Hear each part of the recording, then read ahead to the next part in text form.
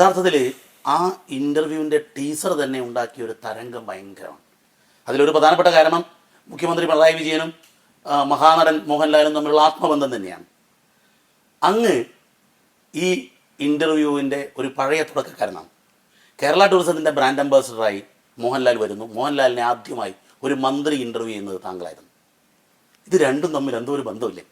ഇല്ല, രണ്ടും തമ്മിലൊരു ബന്ധമില്ല. രണ്ടും തമ്മിൽ ഒരു ബന്ധമേ ഇല്ല. മോഹൻലാൽ എന്ന നടനെക്കുറിച്ച് ഇപ്പോൾ നമുക്ക് വേറെ നിലയിൽ ഇവിടെ വിവരിക്കേണ്ട ആവശ്യമില്ല.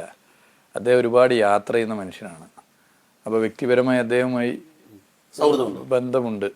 അപ്പോൾ യാത്രകളുടെ അനുഭവത്തിൻ്റെ ഭാഗമായി കേരളത്തിലെ ടൂറിസം ഇങ്ങനെയൊക്കെ ആകണം എന്ന് അദ്ദേഹം പറഞ്ഞിരുന്നു. അപ്പോൾ അത് സ്വാഭാവികമായും ഒരു അഭിമുഖത്തിൽ, അത് വേറെ ഒരു ചാനലും അല്ല, പ്യുവർലി സോഷ്യൽ മീഡിയ വഴിയായിരുന്നു.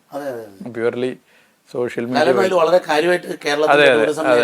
അതെ, പ്യുവർലി സോഷ്യൽ മീഡിയ വഴിയായിരുന്നു. അപ്പോൾ ഗവൺമെൻറ് വന്ന ഉടനെ ഞങ്ങൾ ചെയ്തത് കേൾക്കാൻ തയ്യാറാവുക എന്നുള്ളതാണ്.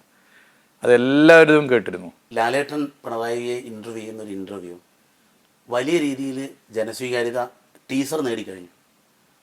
സ്വാഭാവികമായിട്ടും അത് കേരളത്തിലെ തെരഞ്ഞെടുപ്പിൽ തന്നെ ഒരു വലിയ രീതിയിലുള്ള അപ്ലിഫ്റ്റിംഗ് ജനങ്ങളുടെ ആറ്റിറ്റ്യൂഡിൽ ഉണ്ടാക്കില്ലേ? അല്ലാതെ തെരഞ്ഞെടുപ്പ് മാത്രമായിട്ട് നമ്മൾ കാണേണ്ടതില്ല. പൊതുവായി കേരളീയ സമൂഹത്തിൽ തന്നെ അത് വലിയ താല്പര്യത്തോടു കൂടിയാണ് ആളുകൾ എടുത്തിട്ടുള്ളത്.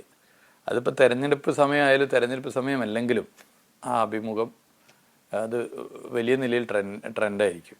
ഇപ്പോൾ ലാലേട്ടൻ്റെ ഒരു പ്രത്യേകത, ഞാനായിരുന്നു ചോദ്യം ചോദിക്കുന്നത്, അദ്ദേഹത്തിൻ്റെ ഇൻ്റർവ്യൂ അദ്ദേഹത്തെ ഇൻ്റർവ്യൂ ചെയ്യുകയായിരുന്നു. അപ്പോൾ കൃത്യമായ കാഴ്ചപ്പാട് അദ്ദേഹത്തിന് ഓരോ കാര്യത്തിലുണ്ട്. പരന്ന വായനയുണ്ട്, കൃത്യമായ കാഴ്ചപ്പാടുണ്ട്. അപ്പോൾ സ്വാഭാവികമായിട്ടും അങ്ങനെ ഒരു കാഴ്ചപ്പാടുള്ള മനുഷ്യൻ ആയ ഒരു മഹാനടൻ കേരളത്തിൻ്റെ ബഹുമാനപ്പെട്ട മുഖ്യമന്ത്രിയോട് ചോദ്യങ്ങൾ ചോദിക്കുന്നു എന്ന് പറഞ്ഞാൽ തീർച്ചയായിട്ടും അതൊരു വലിയൊരു കെമിസ്ട്രി അതിനകത്തുണ്ട് എന്നുള്ളതാണ് അതിൻ്റെ വസ്തുത.